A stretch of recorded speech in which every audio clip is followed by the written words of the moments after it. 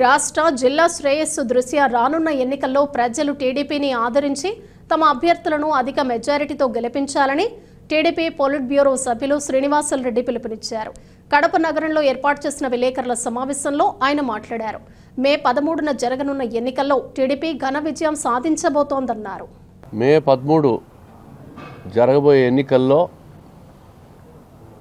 Telugu Desam party ఘన విజయం సాధించబోతోంది. Bharatiya Janata party Janasena కూటమితో ప్రతిరోజు రోజుకు కూడా కూటమి గ్రాఫ్ పెరిగిపోతూ ఉంది.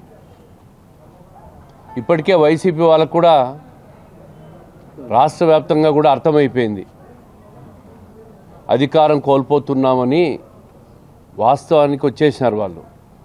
నామినేషన్ ప్రక్రియ 25వ తేదీ ముగిసిన తర్వాత రాష్ట్రంలో ఉన్న ముఖ్య వైసీపీ నాయకులు కార్యకర్తలు ఎక్కడ చూసినా కూడా తెలుగుదేశం పార్టీలో చేరబోతున్నారు. కడప జిల్లాలో కూడా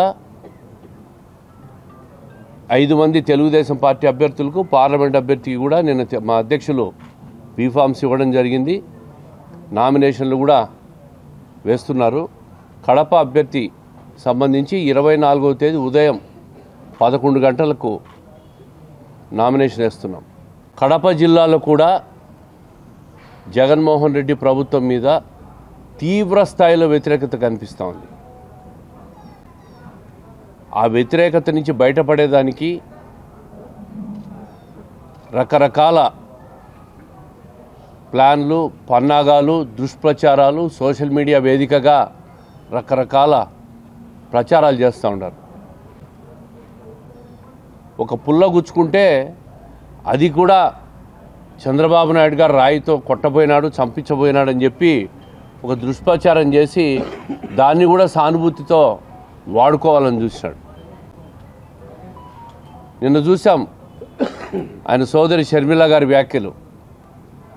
82 కోట్లు ఎంతో డబ్బిస్తే అది కూడా అప్పిచ్చాడని చెప్పి డాక్యుమెంటరీ ఎవిడెన్స్ క్రియేట్ చేసి పెట్టుకున్నాడు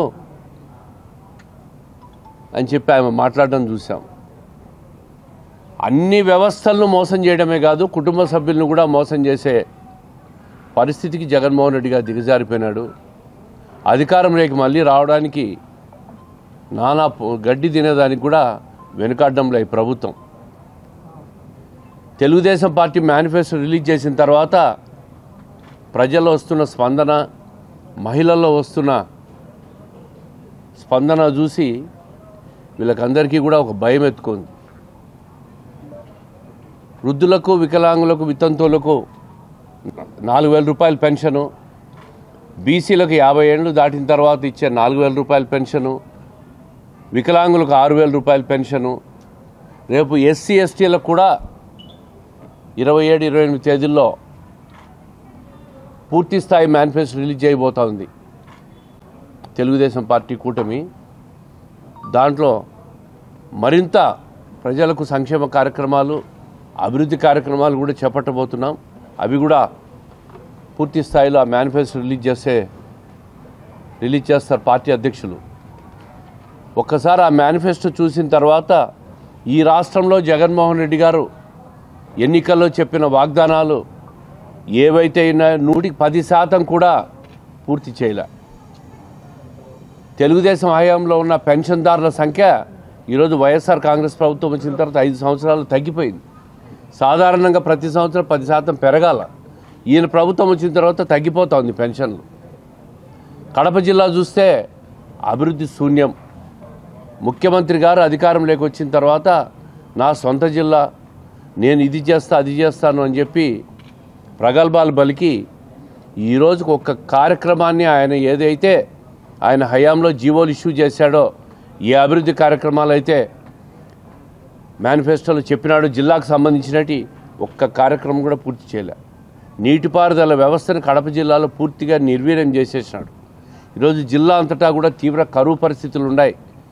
కరువు మండలాలుగా ప్రకటించాలని ఆలోచన రాలే. తాగునీటి ఎత్తడైతే చెప్పలేనంతగా ఉంది. కడప నగరంలో 4 రోజులకు, వారానికి ఒక రోజు తాగునీళ్ళు వస్తూ ఉన్నాయి. 5 సంవత్సరాల అధికారంలో ఉండి ముఖ్యమంత్రి గారు ఇక్కడ డిప్యూటీ ముఖ్యమంత్రి ఒక ఆయన కనీసం నగరానికి తాగునీటి సమస్యను పరిష్కరిస్తామో, శాశ్వతంగా దీన్ని నివారిస్తామని ఆలోచన కానీ వాళ్ళకి రాలేదంటే ఈ పాలకులకు మళ్ళా ఒక్కసారి ఓటేసే హక్కు, అడిగే హక్కు ఉందా అని చెప్పి నేను మాట్లాడుతూ ఉంటా. ఎక్కడ పోయినా కడప నగరంలో కూడా ఈ శాసనసభ్యుడికి విమర్శలు, చీత్కారాలు, ప్రజల నుంచి తిట్ల దండకాలు వస్తూ ఉన్నాయి.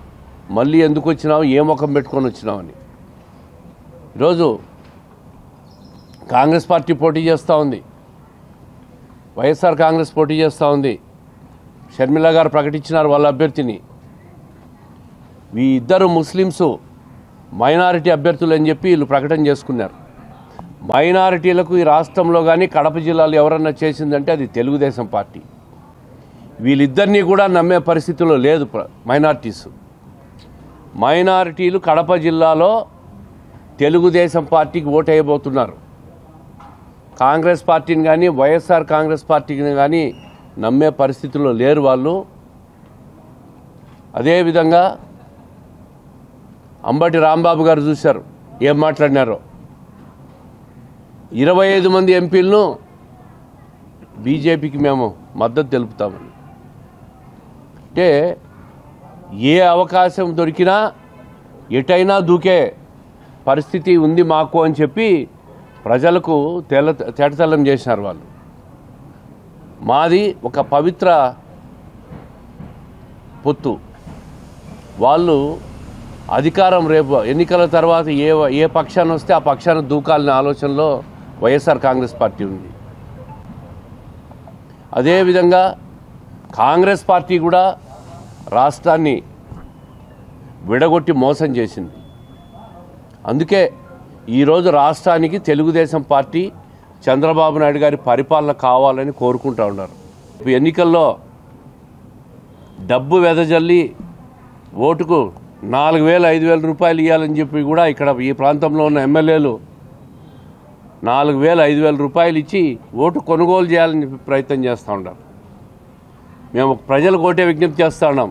అయ్యా ప్రజలారా, ఇసుక, మద్యం, మట్టి మాఫియా, భూమాఫియాలతో కోట్లు సంపాదించేశారు ఎమ్మెల్యేలు. వాళ్ళు ఎంత ఇస్తే అంత డబ్బులు తీసుకోండి మీరు. ఓటు మాత్రం రాష్ట్ర శ్రేయస్సు దృష్ట్యా, జిల్లా శ్రేయస్సు దృష్ట్యా ఈసారి కడప జిల్లాలో తెలుగుదేశం పార్టీకి, రాష్ట్రంలో తెలుగుదేశం పార్టీకి మీరు పట్టం కట్టండి. ఈ రాష్ట్రాన్ని, కడప జిల్లాను కూడా కాపాడుకోండి.